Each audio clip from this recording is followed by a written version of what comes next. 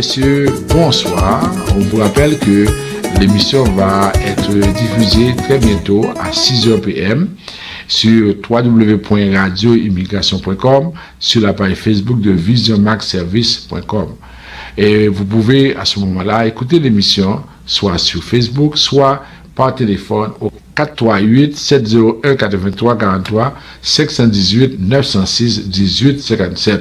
Alors écoutez l'émission, vous allez avoir toutes les informations en temps réel sur l'immigration au Canada. Ou al fait affaire avec une compagnie de grande gauche tête bobèche pour régler dossier immigration au Canada pour te faire économie bout de chandelle ou vinn plein on prend refus parce que dossier mal préparé, formulaire t'es mal rempli ou même qui te voulait ça me te parler. Tu vois, pour le même genre de dossier, si George WhatsApp, Fanny, Madame Joe Facebook et moi-même avions tous obtenu satisfaction pour avoir fait affaire avec Vision Max Service, cabinet spécialisé en immigration. Vous qui rêvez d'immigrer, d'étudier au Canada ou tout simplement de visiter le pays, Vision Max Service. Vous comptez demander un super visa, venir investir ou vous établir en tant que travailleur qualifié, Vision Max Service, un label de qualité. Vision Max Service, c'est le travail de professionnels qui étudie, traite, suit votre dossier. Il vous conseille, vous encadre, vous accompagne dans toutes vos démarches pour des résultats 100% excellents. 273 Lalu, coin Ruelle Vaillant, Port-au-Prince, téléphone 48 20 78 18 22 09 76 82.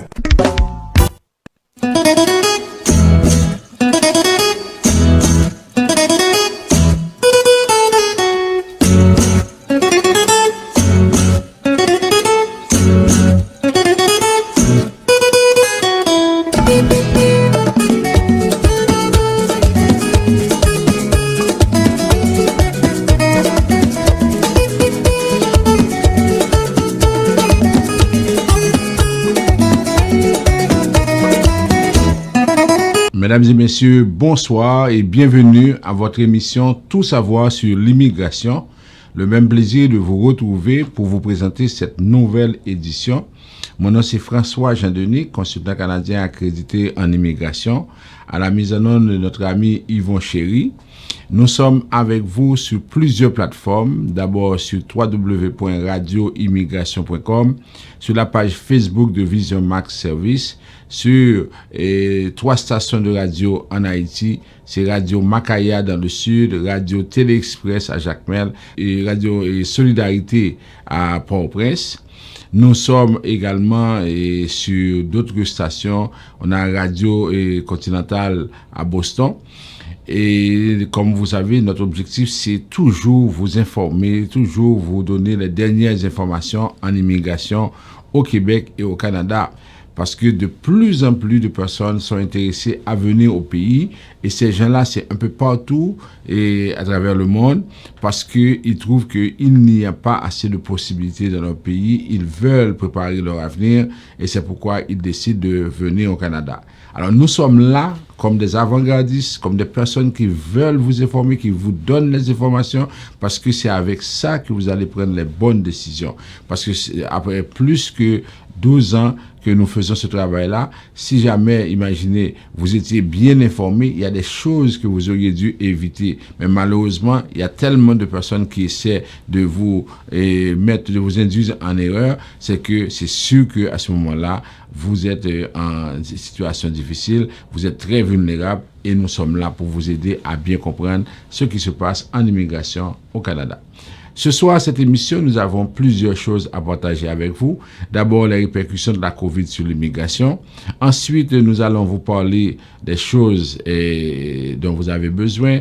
D'abord, sur les nouvelles, on va parler pour les personnes qui voyagent aux États-Unis. Le Canada a pris à assouplir les règlements pour les personnes qui voyagent et qui ont fait un séjour de 72 heures aux États-Unis. Ces gens-là n'auront plus à passer les tests PCR. Ensuite, on va vous parler des permis d'études parce qu'apparemment, il y a un problème avec le système d'intelligence artificielle. On va vous parler aussi de Mamadou Konaté qui a obtenu le sursis il devait quitter hier le Canada, mais il a obtenu le sursis jeudi dernier. Ensuite, on va vous parler de beaucoup d'informations sur l'immigration du Québec avec la question de la pénurie de main-d'œuvre. On va voir ça sur plusieurs aspects de la langue, avec la loi 101, avec l'aspect de la démographie. Alors, on a toutes ces informations-là à partager avec vous. Ensuite, on va faire et le rappel des nouvelles les plus importantes. On va prendre le temps de vous parler surtout pour la situation des travailleurs qualifiés, les gens qui sont à l'étranger, qui nous posent des questions et qui ne comprennent pas toujours notre rôle comme intermédiaire, comme représentant, parce qu'il y en a qui nous disent que oui, vous pouvez contacter les responsables, vous pouvez leur demander de nous aider, vous pouvez faire quelque chose pour nous. Alors, on va parler un peu de ça, on va faire un éclairage là-dessus. Alors, c'est tout et je vous invite à partager l'information, partager l'émission avec vos amis, vos proches. Dites-leur que nous sommes branchés et il y a 2 numéros de téléphone s'ils ne sont pas à la maison. Il y a le 438-701-8343, le 518-906-1857. Alors, ils peuvent composer ces 2 numéros pour nous écouter correctement, convenablement. Alors, on prend la première pause à l'émission. Tout de suite après, on va y revenir pour développer les points annoncés. Nous reprenons les activités pour vous offrir des plats succulents. Griots, poulet, lambis, dinde et poisson. Vous pouvez également mettre des minutes sur votre téléphone pour appeler les gens en Haïti et un peu partout dans le monde. Vous pouvez faire vos transferts avec RIA dans tous les pays du monde. Vous êtes chauffeur de taxi, travailleuse de la santé. Vous êtes un professionnel qui n'a pas assez de temps pour vous préparer à manger. Non qu'à ça, venez manger dans un restaurant Fine Bouche à cette créole. Local très propre, cuisine bon bagaille, goûter pas laissé, mes amis, c'est coupé douette. Relais en va nous passer. Pour commander 514 721 77 93 514 721 7793. Dans cas ça, venez manger dans le restaurant Fine Bouche à cette créole. Ou beauté te ka existe. Yo dim se sou yo te kopye. Yo secret moun pap ka kompran. Ou scientifique pa jam fè son. Ay, l'on est gado li pap sispan. Ou son problème qui pa gen solution. Ou son poème qui chante émotion. Vous suivez votre émission Tout savoir sur l'immigration. On vous rappelle les numéros de téléphone pour nous rejoindre. 438-876-9398, 438-382-9398. En Haïti, on a toujours 2 numéros de téléphone, le 48 20 78 18, le 22 09 76 82. Vous pouvez aller aussi sur la page de Vision Max Service, www.visionmaxservice.com, www.visionmaxservice.ca. Vous pouvez également nous envoyer des messages par WhatsApp 438-876-9398 et vous savez que nous avons 2 rendez-vous les mardis soirs et les jeudis soirs à 7h PM. Alors vous pouvez à ce moment-là communiquer avec nous. Nous allons vous répondre dans la mesure du possible. Alors on va commencer avec les répercussions de la COVID. Encore cette semaine, j'ai vu un article qui nous dit que la COVID est là pour des décennies. L'auteur de l'article dit que la COVID est là pour des décennies. C'est pas pour des jours, des mois, des décennies. Alors, probablement, nous allons vivre avec la COVID pour des années, encore des années. Alors, ce qui arrive, c'est que on aura toujours des répercussions de la COVID sur l'immigration. Parce que une fois que nous vivons avec la COVID, ça veut dire que nos comportements vont changer ou bien les responsables vont prendre des décisions suivant ce phénomène-là et vous allez voir qu'il y aura peut-être moins de déplacements ou bien dans les bureaux publics, vous allez voir on va continuer à exiger des mesures sanitaires. Alors, il faut comprendre que la COVID maintenant fait partie de notre vie. Alors, pour les répercussions, c'est sûr qu'on en a dans tous les domaines. Pour l'immigration qui nous concerne, qui nous intéresse, c'est que, vous savez maintenant, le Canada reçoit des visiteurs de partout dans le monde. quel que soit le pays qui a des ressortissants voulant venir au Canada, oui, c'est possible depuis le 7 septembre 2021. Alors, tout ce qu'on vous dit aujourd'hui, c'est que vous voulez venir au Canada, sachez que vous devez recevoir les 2 doses de vaccin, à moins que ce soit AstraZeneca ou une dose suffit, ou bien Johnson. Mais cependant, vous devez avoir les 2 doses de Moderna, les 2 doses de Pfizer, si vous voulez venir ici au Canada. Ça, c'est un. Deuxièmement, vous devez utiliser ArriveCan.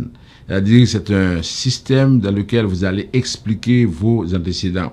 Vous devez également, si vous entrez, vous passez sur la frontière, ok, ça veut dire que vous devez aussi avoir un test PCR qui est fait 72 heures avant et vous devez remplir toutes les conditions pour entrer comme visiteur, comme étudiant, comme travailleur étranger. Alors ça, il faut respecter toutes ces consignes-là. Et je vous ai toujours dit que vous devez vous déplacer un peu à l'avance parce qu'il y a beaucoup de personnes, il n'y a plus de contrôle à faire, il n'y a plus d'exigences à respecter. Alors là, vous devez respecter, vous devez utiliser tous ces atouts-là pour pouvoir effectivement traverser ou bien venir au Canada de façon correcte. Alors, une fois que vous arrivez, dépendamment de votre situation, il se peut qu'on vous demande d'aller en quarantaine. Ok? Moi, je vois, il y a certaines personnes à qui on demande de respecter la quarantaine, d'autres à qui on dit qu'ils peuvent continuer à fonctionner sans quarantaine. Alors, ça va dépendre de votre condition, ça va dépendre du vaccin que vous avez pris, ça va dépendre de beaucoup de facteurs. Et seul l'agent au point d'entrée peut vous donner ces consignes-là. OK? Ce ne sont pas vos parents.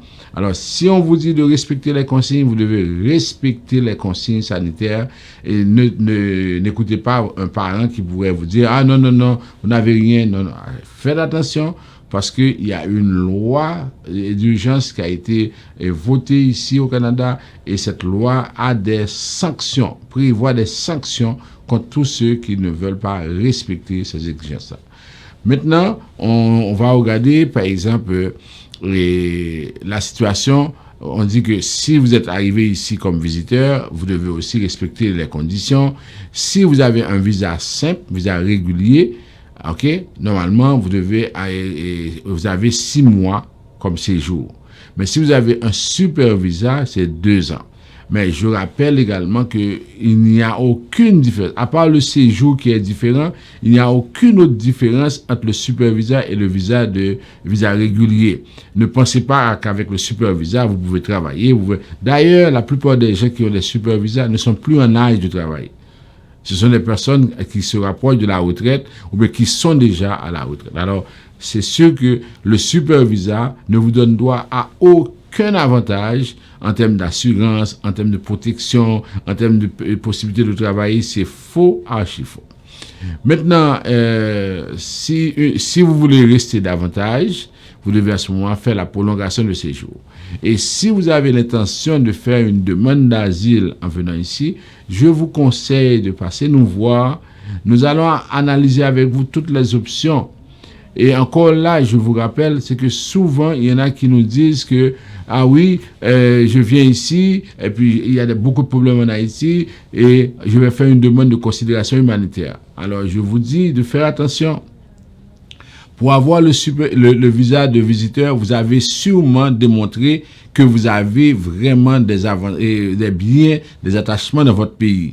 Alors, imaginez que vous avez dit, peut-être quelques mois avant de venir au Canada, vous avez une maison, vous avez des terrains, vous avez un compte de banque, vous avez, un travail, vous avez beaucoup d'attachements dans le pays. Et puis, après quelques mois, vous arrivez ici, brusquement, vous avez des problèmes, vous ne pouvez pas retourner parce qu'il y a des conditions difficiles dans lesquelles vous vivez si vous devez retourner au pays. Alors faites attention parce que les agents qui traitent les dossiers de considération humanitaire, ces agents-là ont accès à votre dossier de visa. Maintenant, on va parler pour les étudiants étrangers. Et je vous ai dit que les étudiants étrangers doivent également respecter toutes les exigences sanitaires avant de venir ici au Canada. Et cependant, ce qu'on doit vous expliquer aussi, c'est que normalement, si vous venez maintenant au Canada pour votre trimestre qui va commencer en hiver, vous devez avoir votre lettre en main, votre lettre d'admission. Ce qui arrive, c'est que si votre session devait commencer au mois de septembre, pour des raisons indépendantes de votre volonté, vous n'avez pas pu commencer ça. Par exemple, il y en a qui sont, moi j'ai des clients qui sont dans certaines parties du pays qui ont reçu l'admission, mais qui ont reçu une lettre disant que leur demande a été approuvée. Mais parce que ces gens-là ne peuvent pas aller à Port-au-Prince, ne peuvent pas traverser la frontière de Martissant, alors ces gens-là se retrouvent aujourd'hui dans leur ville et n'arrivent pas à voyager. Il y en a qui ont des permis d'études pour septembre qui ne peuvent pas arriver. Alors imaginez que si ces gens-là doivent voyager, ils doivent amener la lettre d'admission pour le prochain trimestre. Sinon, ce qu'on va leur dire, on va leur dire tout simplement, vous ne pouvez pas avoir le permis d'études. N'oubliez pas, je vous rappelle ça chaque semaine, vous n'avez pas le permis d'études à l'étranger.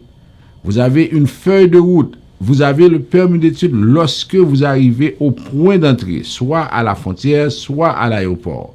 Vous ne pouvez pas être étudiant étranger pendant que vous êtes à l'étranger. Vous êtes étudiant étranger sur le territoire canadien. Alors, vous n'êtes pas étudiant étranger dans votre pays. Alors, il faut bien comprendre les notions pour savoir comment procéder avec ça. Pour les permis de travail, pour les travailleurs et temporaires, ça veut dire que c'est la même chose. Vous devez respecter les règlements parce que c'est comme ça que vous devez faire ça. Maintenant, regardons la situation pour les bureaux et par exemple les bureaux qui sont à l'étranger, notamment les bureaux de visa. Si vous avez par exemple à faire une demande, et notamment je parle pour les gens qui sont en Haïti, c'est que si vous avez à faire une demande, sachez qu'on ne reçoit plus de demandes papier. Les choses ont changé. Chaque fois qu'on vous le dit, vous ne comprenez pas ça. Il y en a qui, jusqu'à présent, qui me disent que oui, j'aimerais aller au bureau des visas à Port-au-Prince pour déposer ma demande. On ne reçoit plus de demandes papier. Au bureau qui est à Pétionville, on reçoit seulement les personnes qui veulent faire des empreintes. OK? Et en passant, il y en a qui me disent pourquoi faire des empreintes? Est-ce qu'on a volé des choses? Est-ce qu'on a fait ceci? Les empreintes sont une étape importante. C'est pour éviter des fraudes qu'on a utilisées, qu'on a installé cette mesure-là depuis plusieurs années. OK. Alors, ça veut dire que pour les bureaux, vous y allez si et seulement si vous avez un rendez-vous. Si vous n'avez pas de rendez-vous, vous ne pouvez pas vous présenter. J'espère que vous allez comprendre ça. Maintenant, pour les gens qui veulent faire des demandes d'asile, alors on a plusieurs catégories. On a des personnes qui sont aux États-Unis qui veulent faire des demandes d'asile. On a des personnes qui traversent la frontière. On a des personnes qui arrivent au Canada. Alors, si vous êtes aux États-Unis, vous voulez faire la demande d'asile, jusqu'à présent, ok, jusqu'au moment où l'on se parle, on est samedi 20 novembre, jusqu'au moment où on se parle, si vous n'avez pas un parent qui a un statut au Canada, vous ne pouvez pas vous présenter à la frontière pour faire la demande. La semaine dernière, nous avons annoncé que d'ici la fin du mois de novembre, on prévoit la réouverture du chemin Roxane. J'ai dit, à la fin du mois de novembre, c'est Radio-Canada qui avait donné cette information-là, on prévoit la réouverture du chemin Roxane. Cette semaine, il y a 2 personnes qui nous ont appelé pour nous dire, oui, on a été au chemin Roxane, c'est fermé. Alors que j'ai dit, on prévoit, je n'ai pas donné de date et en même temps, je n'ai pas dit que c'est ouvert et vous avez été. Alors, à ce moment-là, on les a fait retourner et c'est ça. J'ai dit, allez écouter ce que je vous dis parce que non seulement l'émission, elle est disponible sur la page Facebook de Vision Max et là, vous pouvez toujours écouter. Nous, on sait ce qu'on dit. Alors, si vous interprétez mal ce qu'on dit, ça, c'est un problème pour vous. Bon, maintenant, alors, ces gens-là doivent avoir un parent au Canada et ce parent-là doit avoir un statut. OK? Quand on parle de parents, on n'inclut pas les cousins, les cousines. Maintenant, si vous êtes au Canada, vous voulez faire votre demande. Alors maintenant, pour faire une demande d'asile, ils ont changé totalement la façon de faire. Alors, vous ne pouvez pas vous présenter à un bureau pour le faire. Et autrefois, on pouvait envoyer la demande une fois pour toutes, ils ont changé ça. Maintenant, il faut aller en ligne pour commencer la demande. Et une fois que vous avez commencé la demande, et après ça, il faut attendre qu'on vous écrive pour avancer, pour faire avancer le processus. Alors, vous voyez que ce n'est pas quelque chose de facile. Ça veut dire que si quelqu'un ne maîtrise pas ces notions informatiques, c'est sûr qu'on ne peut plus envoyer une demande. Alors, faites attention. Et deuxièmement, lorsque vous allez faire votre demande également, il faut savoir ce que vous allez mettre comme information sur cette demande-là. OK? Maintenant, on regarde d'autres aspects sur le bureau ici au Canada. Ça veut dire qu'il faut aussi avoir des rendez-vous avant de vous présenter. Pour la citoyenneté, il faut non seulement faire votre demande. Après ça, si vous êtes âgé entre 18 et 54 ans, vous avez un examen de citoyenneté. Et là, on va vous inviter à venir passer l'examen. C'est immigration qui vous invite, c'est pas des représentants qui vous invitent, qui disent que ok, on va choisir telle personne. Et ensuite, pour la citoyenneté, la prestation de serment, il faut également attendre la date.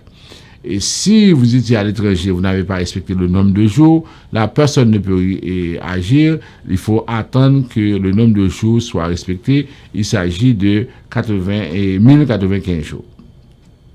Au niveau de l'immigration du Québec, on continue avec les choses. J'ai rencontré cette semaine des personnes qui sont venues me voir pour le programme d'Ange Gardien. Alors que le programme a pris fin le 31 août 2021, il y en a qui ne savaient pas. Et c'est pourquoi je vous ai dit, mesdames et messieurs, il faut partager les informations avec les gens. Parce que des fois, vous ne savez pas combien de personnes ne sont pas informées des choses qui se passent en immigration. Les gens n'ont pas les vraies informations ou bien ne savent pas qu'il y a certains programmes en cours à immigration. Alors, maintenant, ce programme-là est terminé depuis le 31 août 2021. Même si vous étiez qualifié, même si vous aviez respecté toutes les exigences, malheureusement, c'est terminé. Alors, pour la commission de l'immigration et du statut de réfugié, les audiences continuent. Et là, maintenant, on va continuer à préparer les gens pour les audiences-là. Si vous avez besoin d'aide, nous sommes en mesure de vous aider. Alors, c'était le rappel et des répercussions de la COVID sur l'immigration. On prend une toute petite pause. Après ça, on va commencer avec les nouvelles. Désormais, sur www.radioimmigration.com, l'émission Tout savoir sur l'immigration est à votre service. On commence avec les nouvelles. D'abord, mesdames et messieurs, on a appris que Ottawa va assouplir les exigences pour les voyages de courte durée à partir de demain dimanche. On dit que d'ici la fin de novembre, les Canadiens pleinement vaccinés qui se déplacent à l'étranger pour moins de 72 heures n'auront plus à fournir un résultat négatif à un test moléculaire de type PCR. Les joueurs de l'industrie du voyage ne sont pas entièrement satisfaits. L'annonce du gouvernement qui devrait être faite vendredi facilitera la vie des Canadiens qui ont l'habitude d'aller magasiner au sud de la frontière. Alors imaginez ce qui est en cours maintenant. Si vous allez aux États-Unis et vous êtes entièrement vacciné, vous allez aux États-Unis, on vous demande d'avoir un test PCR que vous avez fait aux États-Unis, que vous payez aux États-Unis en dollars américains pour rentrer au pays. Alors vous voyez, c'est inadmissible. Okay? C'est le gouvernement américain qui bénéficie de ça. Tandis que les Américains qui sont au Canada et qui veulent retourner aux États-Unis n'ont pas à passer ce test PCR-là. Alors, on comprend pourquoi c'est une politique de poids, de mesure. Alors, on a demandé au gouvernement d'annuler cette mesure-là pour tous les Canadiens qui voyagent. Mais pour le moment, ils ont fait ça seulement pour des personnes qui ont été aux États-Unis pendant moins de 72 heures. Alors, ça, c'est quelque chose qu'on va suivre. Mais vous voyez, les personnes qui devraient voyager, il y en a qui n'ont pas fait ça. Parce que imaginez que vous voyagez avec 4 personnes, 5 personnes, et le test coûte à peu près $200. Vous voyez combien d'argent vous devez payer pour retourner dans votre pays? C'est pas croyable. OK? Ils ont qualifié de ridicule cette mesure-là. Et les personnes de l'industrie du voyage disent que le gouvernement doit abolir. OK? on demande la fin totale des tests PCR. C'est ça qu'on demande. Parce qu'on dit que si la personne est vaccinée, si la personne a reçu les 2 doses, pourquoi elle doit, et après un séjour aux États-Unis, pourquoi elle doit, par exemple, faire des tests PCR? On comprend que la situation est inadmissible et anormale. OK? Maintenant, on va voir, par exemple, les partis d'opposition qui effectivement réagissent. Le parti conservateur dit que oui, on doit effectivement abolir ça. Le Bloc québécois appelle à la prudence parce que ça peut aussi entraîner des problèmes pour la sécurité et pour les Québécois et tout ça. Alors, les partis d'opposition ne sont pas, par exemple, n'ont pas les mêmes opinions, mais on comprend, ça dépend de leur idéologie. Et c'est sûr que le Parti conservateur ne fait pas la promotion des vaccins. Et c'est sûr que le Parti conservateur a des députés qui ne sont pas vaccinés. Mais le Parti libéral du Canada demande que tous ceux qui fréquentent le Parlement soient vaccinés. Et c'est pourquoi il y a des députés conservateurs qui ne pourront pas siéger lors de la réouverture parce qu'ils refusent de prendre le vaccin. Maintenant, on continue avec une autre nouvelle. Mamadou Konaté, voyant dont on a parlé la semaine dernière, qui était menacé d'expulsion, finalement, il obtient un sursis. Alors, mercredi dernier, l'avocat de Mamadou Konaté a reçu un avis suivant lequel monsieur n'a pas à quitter le pays et la mesure d'exécution ne sera, la mesure de renvoi ne sera pas mise à exécution.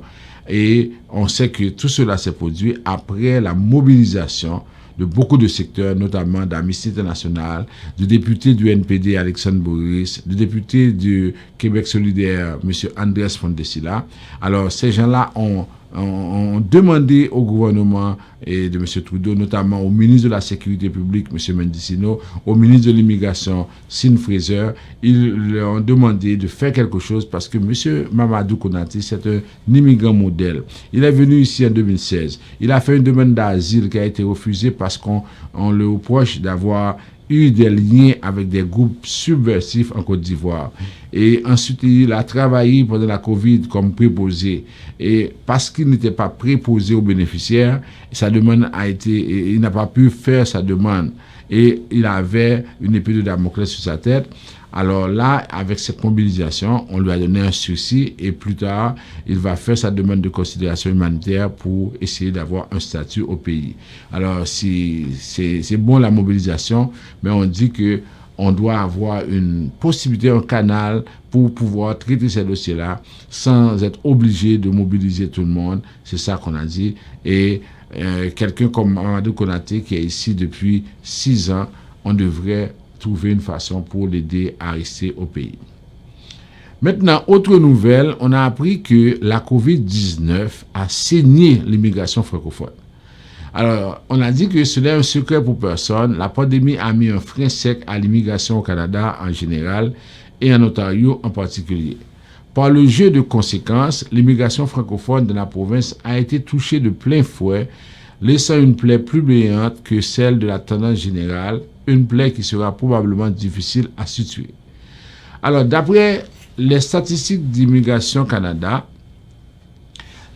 on dit que les chiffres relatifs à l'immigration francophone en Ontario qui y sont lancés sont pour le moins alarmants. Parce que, normalement, le Canada dit que en dehors du Québec, on doit prendre au moins 4% des personnes à l'étranger qui parlent français.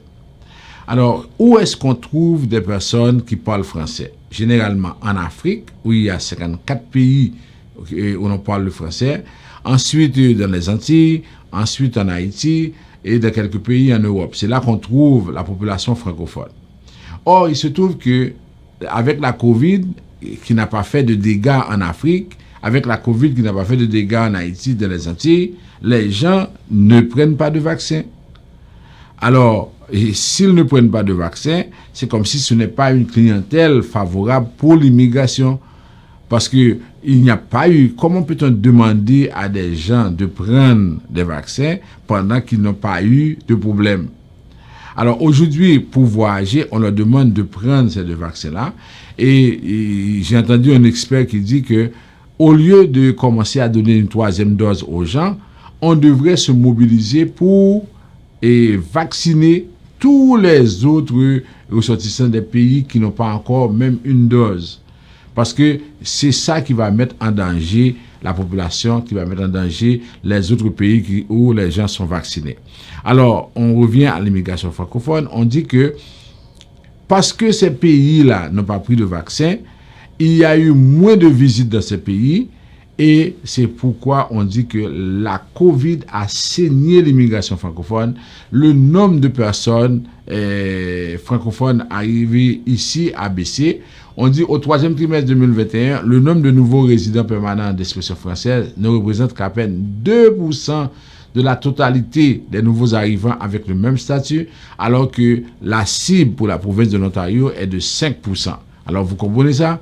Ça veut dire qu'il y a un gros problème. Alors on dit que si ça continue, c'est sûr qu'on va avoir moins de francophones au pays et on va de plus en plus vers un pays unilingue anglophone parce que de plus en plus les gens il va y avoir moins de francophones au pays. Alors on dit que l'Afrique comme principal réservoir d'immigration est sous-vaccinée. Alors c'est pourquoi on explique ce grand écart et maintenant on dit qu'il faudrait travailler pour vacciner la population africaine et à partir de là, ça va au moins permettre aux gens d'avoir plus de francophones ici en Ontario, ici au Canada. Alors c'est ça, c'est pourquoi on dit que la COVID a saigné l'immigration francophone. Maintenant, autre nouvelle, quelque chose qui est assez important pour vous, que vous devez suivre, ok? On dit que le Canada refuse davantage de permis d'études. On a beaucoup de cas de permis d'études qui sont refusés. Et là, on dit, est-ce que la nouvelle technologie d'intelligence artificielle, est-ce qu'elle est à blâmer? Ok? C'est Nicolas King, un reporter sur l'immigration, qui écrit que on a des gens qui ont fait des demandes de permis d'études de 3e cycle, mais ça a été refusé avec une explication ressemblant à un modèle de réponse. L'agent dit, je ne suis pas convaincu que vous quitterez le Canada, etc. Après une 3e tentative infructueuse, Moghadam, qui a déjà une maîtrise en génie électronique de l'Iran, a contesté le refus devant le tribunal et l'affaire a été réglée. Il étudie maintenant la gestion de l'énergie à Vancouver. Son avocate a déclaré qu'au cours des dernières années, elle avait remarqué un nombre croissant de refus de permis d'études comme celui de Moghadam. Les notes internes prises par les agents ne révèlent que des analyses génériques basées sur un langage à l'emporte-pièce et n'ont souvent rien à voir avec la preuve particulière présentée par le demandeur. Nous voyons beaucoup de gens qui auraient auparavant été acceptés ou qui ont vraiment de ce que nous considérons comme des dossiers complets avec beaucoup de preuves de soutien financier, beaucoup de liens avec leur pays d'origine. Ce genre de dossier est simplement refusé. Et il a vu 100 de ces refus dans sa pratique au cours des 2 dernières années. On conteste ces affaires devant les tribunaux et on a commencé à avoir beaucoup de notes internes, des notes que les officiers ont et elles commencent toutes à se ressembler encore qu'avant. On dit on ne comprend pas ça. Et moi, ce que j'ai noté, c'est que autrefois, avant de demander à quelqu'un de faire un médical, normalement, ce qu'on faisait, on disait à la personne, une fois que la personne avait fait le médical, sa demande était acceptée. Mais aujourd'hui, on trouve des gens qui ont fait le médical et qui ont été refusés par la suite. Alors là, il y a quelque chose qui ne fonctionne pas. C'est ou bien on utilise des robots, on utilise l'intelligence artificielle pour donner les mêmes réponses, ou bien peut-être que le système n'arrive pas à savoir si la personne a fait le médical ou pas, mais il y a quelque chose qui ne fonctionne pas. Alors on dit qu'il y a beaucoup de refus, et ces refus-là, probablement, sont dus au fait qu'on utilise beaucoup plus l'intelligence artificielle pour le traitement des dossiers. Alors, plus on a de robots dans le système, plus ça va créer des situations difficiles. Et là, maintenant, on va avoir des problèmes. Et surtout, dans les cas pour les pays de l'Asie, où il y a tellement de personnes qui arrivent ici et qui veulent faire des demandes, notamment en Iran, en Inde, aux Philippines, en Chine, ça risque d'avoir beaucoup de répercussions sur les demandes de permis d'études, parce que les gens, ils font les demandes et ils s'attendent à ce que tout se passe correctement, que les dossiers soient traités convenablement. Maintenant, on va passer au Québec. Au Québec, c'est que on va regarder la situation avec les personnes, avec les problèmes de pénurie de main-d'œuvre. Et je peux vous dire que ça commence à faire mal. Au niveau de la pénurie de main-d'œuvre, vous savez qu'au Québec, on est en train de voter la loi 96, cette loi qui établit les règles de fonctionnement du français comme langue de travail dans la province. Mais ce qui arrive, on est en train de se poser la question, on dit, oui, on veut avoir une loi pour définir les règles, pour définir les principes sur le fonctionnement du français, mais on dit que ça ne va pas résoudre le problème. Et l'auteur dit que, et il s'appelle Charles Castonguay, il dit qu'il se rappelle lorsqu'au Québec, il y avait beaucoup de personnes parlant français. Il se rappelle à ce moment-là qu'on avait fait appel à des professeurs, à des personnes formées en Haïti qui étaient venues. Et là, ce sont des personnes, il appelle ça des francotropes, et il y a des francophones et des francotropes. Nous qui sommes des Haïtiens, nous ne sommes pas francophones, parce que notre langue, c'est le créole. Nous sommes des créolophones. Mais cependant, nous sommes issus d'une culture francophone. Ça veut dire que nous avons des valeurs qui ressemblent beaucoup à la culture française. Et c'est pourquoi facilement nous sommes en mesure de pouvoir nous adapter à un milieu francophone. Alors il dit que prenons les gens du Vietnam qui étaient venus aussi après la guerre du Vietnam, ensuite les Haïtiens, et là on n'avait pas de problème à faire accepter le français comme langue de travail.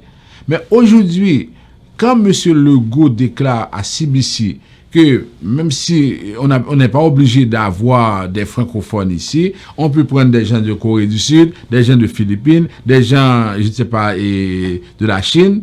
Quand vous avez des immigrants de tous ces pays-là qui arrivent au pays, on comprend très bien que vous n'avez pas de francophones et de francotropes. Et qu'est-ce qui va se passer? Le français va être en déclin.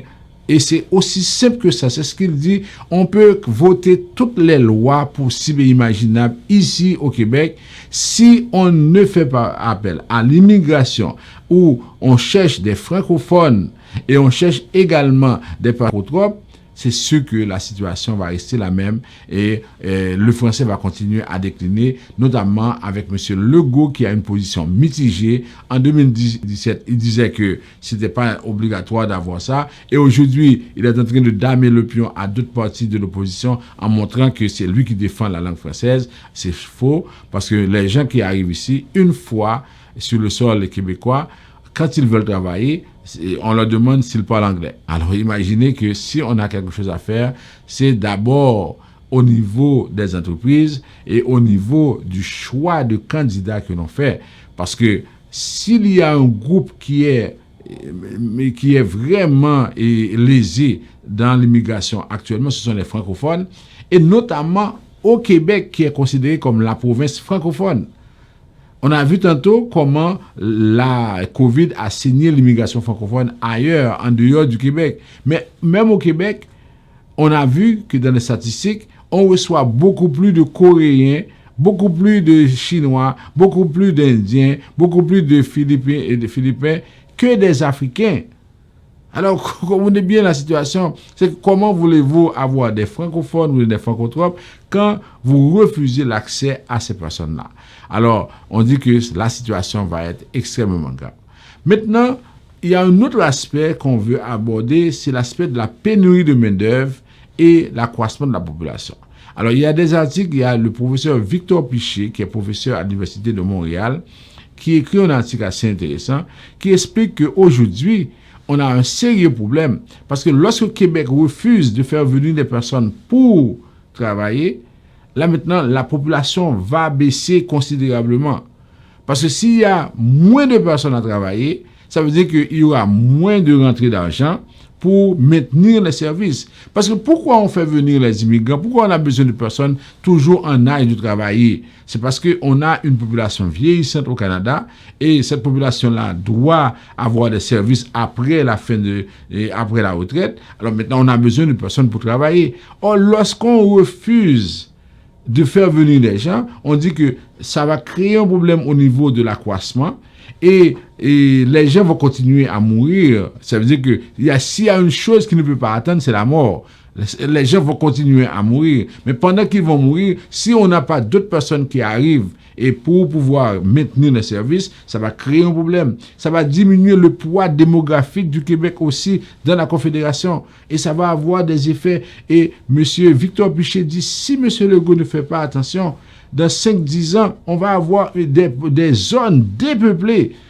Et ça va affecter l'économie en général. Parce que quand vous n'avez pas, imaginez aujourd'hui que vous êtes en situation, vous n'avez pas assez de personnes pour travailler dans l'industrie de la restauration. Vous n'avez pas de personnes pour travailler dans les services essentiels. Ça crée un sérieux problème. Et aujourd'hui, qu'est-ce qu'on fait dans ce cas-là? C'est qu'on arrive à une situation où on se dit que si c'est comme ça, ça va créer beaucoup de complications et au niveau économique, et au niveau du poids démographique du Québec dans la Confédération, et au niveau des rapports naissance-décès, ok, parce que la fécondité ne va pas régler le problème. Ensuite, même lorsqu'on demande à des gens de pouvoir travailler après l'âge supposé de la retraite, 65 ans, mais vous ne pouvez pas avoir des personnes qui travaillent à 70, 75 ans. À un moment bien déterminé, ces gens-là doivent arrêter de travailler. Alors, si on n'a pas de relève, ça va créer un problème très, très compliqué. On va s'arrêter là et puis on va continuer avec le rappel des nouvelles les plus importantes. Nous reprenons les activités pour vous offrir des plats succulents. Griots, poulet, lambis, dinde et poisson. Vous pouvez également mettre des minutes sur votre téléphone pour appeler les gens en Haïti et un peu partout dans le monde. Vous pouvez faire vos transferts avec RIA dans tous les pays du monde. Vous êtes chauffeur de taxi, travailleur, travailleuse de la santé. Vous êtes un professionnel qui n'a pas assez de temps pour vous préparer à manger. Non qu'à ça, venez manger dans un restaurant Fine Bouche à cette créole.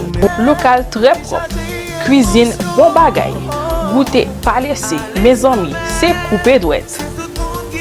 Relais en va nous passer. Pour commander 514 721 77 93 514 721 7793. Dans cas ça, venez manger dans le restaurant Fine Bouche à cette créole. L'on est gado li pap sisman ou son problème qui pas de solution ou son poème qui change émotion. À Jedmatic, la satisfaction de nos clients est notre priorité. Je suis Wilner Maxi. Nous avons pris le service avec cette prestigieuse compagnie Jetmatic pour monter notre radio web. Aujourd'hui, nous avons notre site internet, une ligne de conférence téléphonique, nos services en live et notre présence accentuée sur la toile. Nous sommes très fiers de travailler avec Jetmatic. Pour tous vos besoins numériques, nous vous proposons Jetmatic, le choix idéal et logique. Nous sommes là pour tous vos besoins numériques.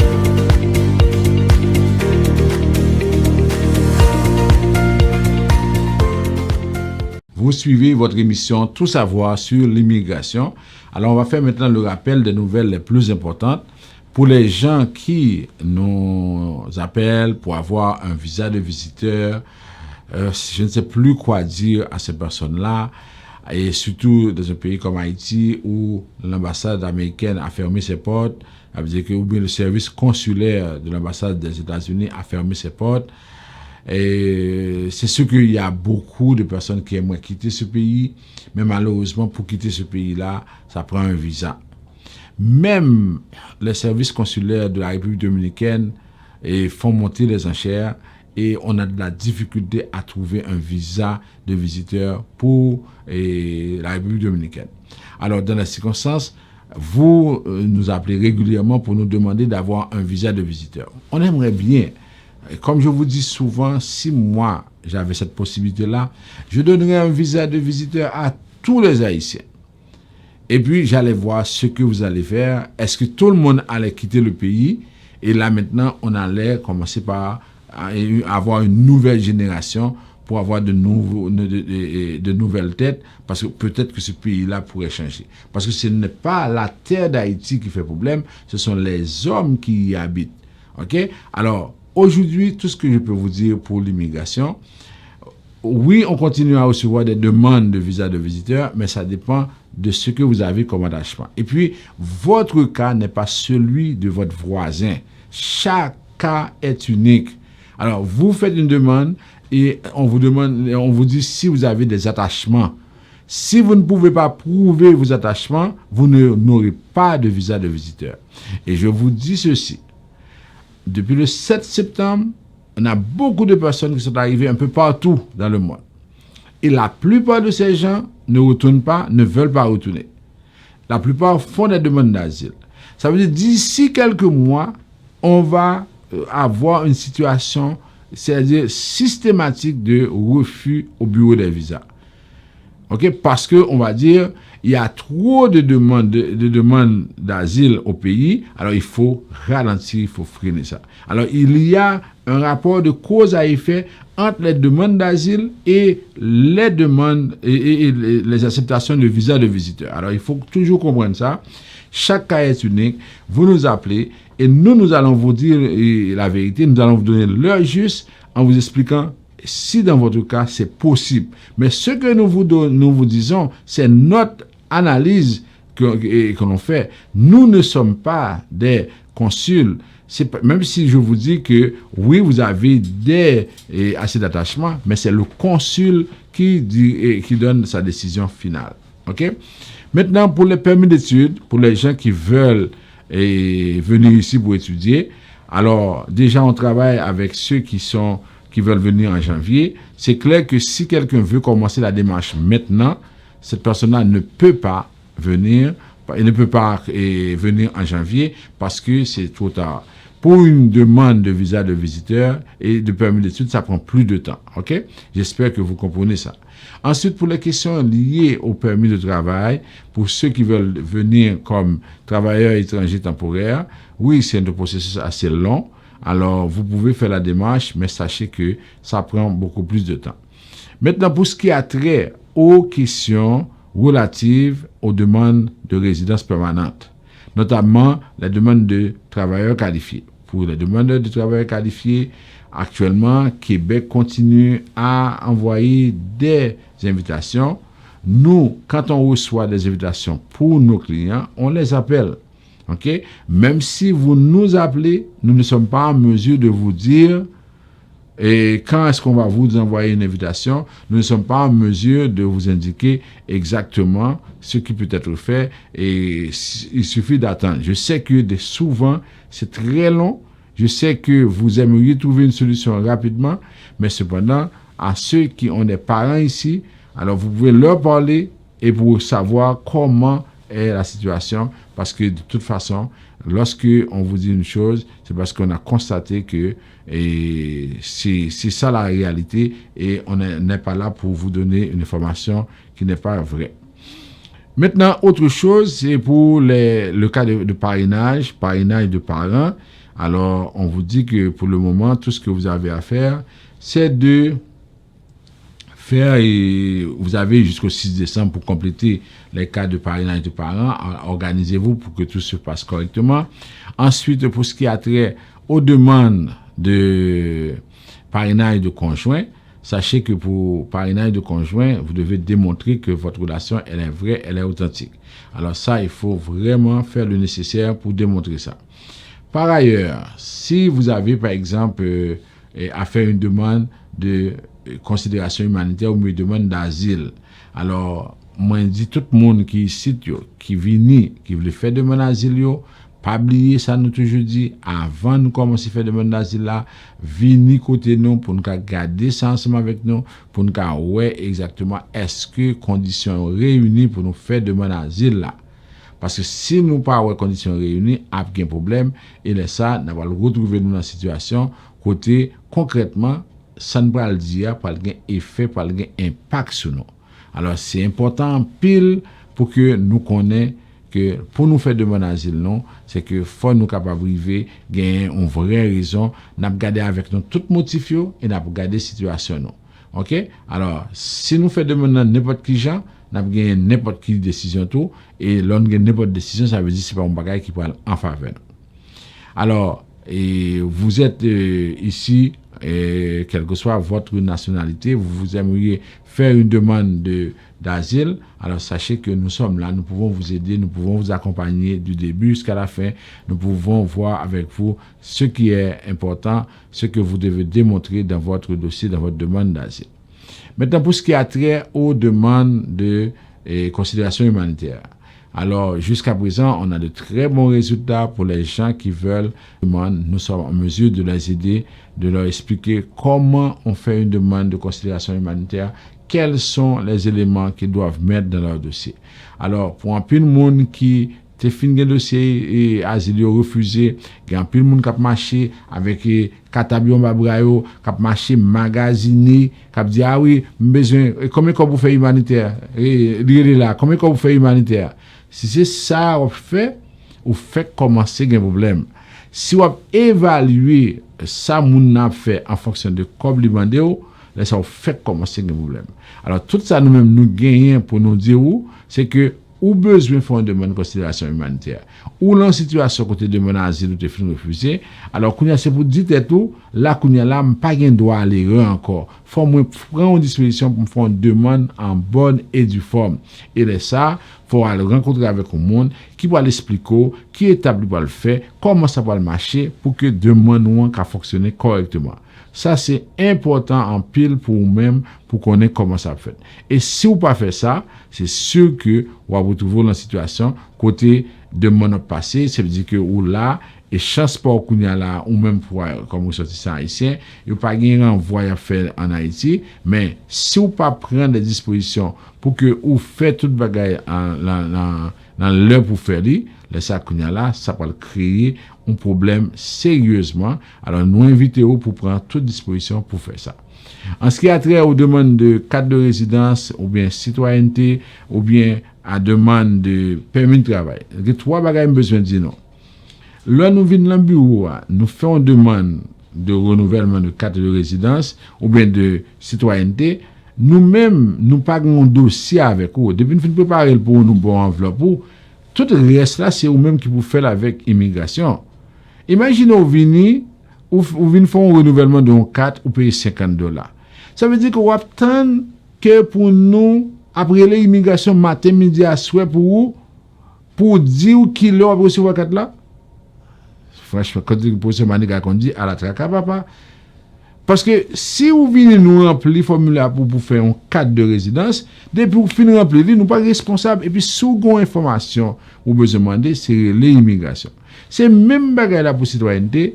Là où nous faisons citoyenneté pour nous, venir pour appuyer nous pour dire nous quoi, il pas qu'on bon date d'examen, il pas courir dans citoyenneté, non pas responsable de ça. S'il vous plaît, parlez pour bagage ça yo dans bureau parce que ça nous fait ligne téléphonique yo après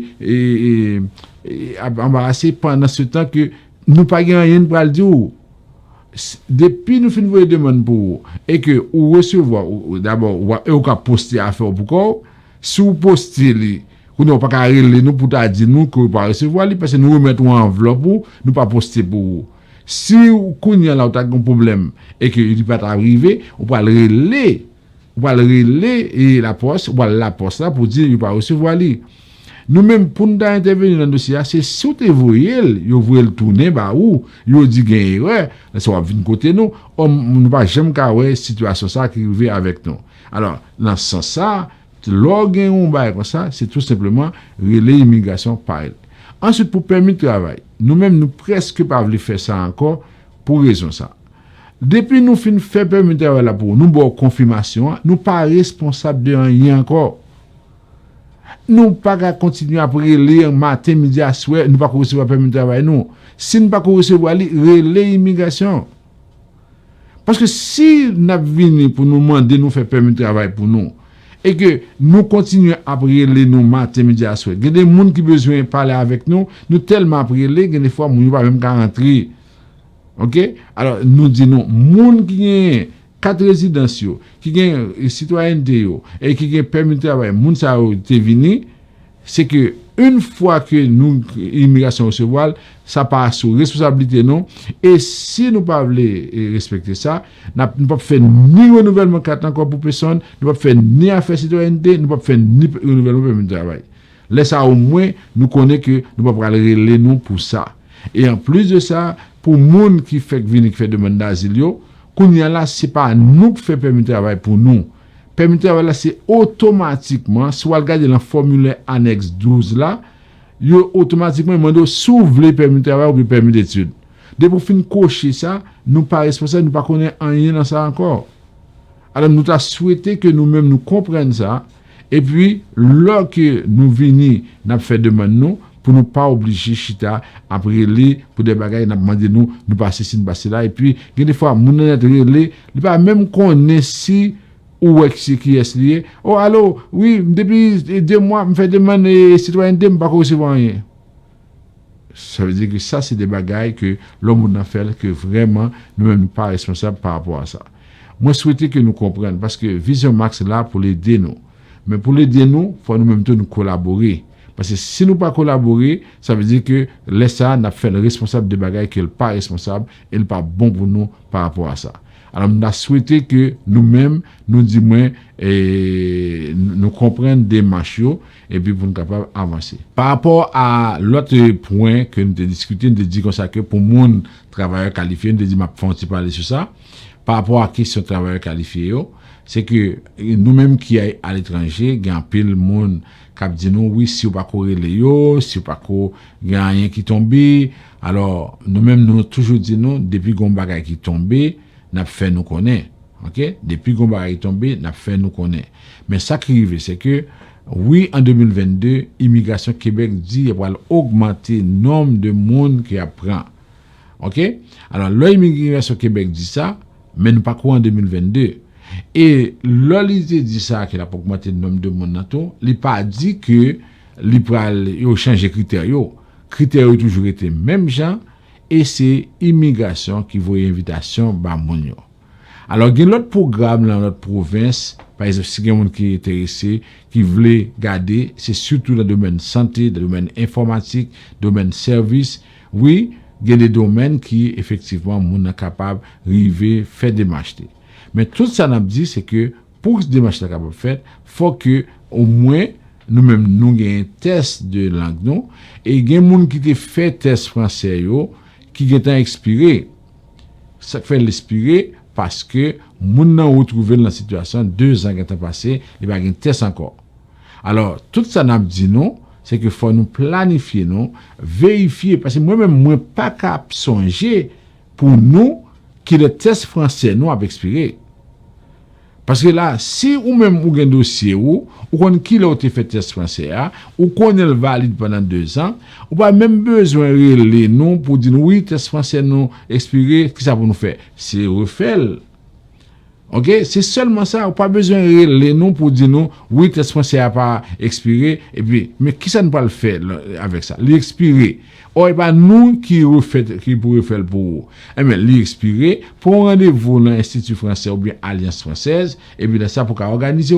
Il y a des gens qui disent oui, pas qu'à déplacer. Bon mes amis, si ou non nous pas qu'à déplacer, mais qui ça me qu'a fait avec ça? Mais tant l'heure qu'a déplacer pour faire lui. Et principe l'a dit pour que ou capable de fonctionner dans le programme là, faut que test soit toujours valide, nous te disons ça. Alors si jamais ça t'est arrivé que test n'est pas toujours valide, laisse ça connait là, ou pas de problème parce que pas faire invitation ba ou si test ou pas été valide. Merci d'avoir été à l'écoute, ça veut dire que ça nous a fait plaisir de partager avec vous toutes ces informations là. On remercie également notre ami Yvon Chéri qui a fait un excellent travail et c'est grâce à lui que vous pouvez voir ces émissions-là et que parce que c'est lui qui travaille là-dessus à tous les niveaux. Et on vous donne rendez-vous la semaine prochaine pour une autre émission. Mais sachez que vous avez les deux résumés de l'actualité le mardi soir et le jeudi soir.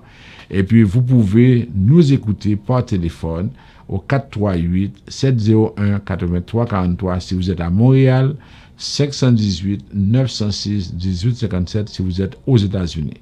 Alors, l'émission est en rediffusion chaque matin à 8h AM, chaque après-midi à 1h PM, chaque soir à 6h PM. Merci beaucoup. Bonne soirée. À la semaine prochaine.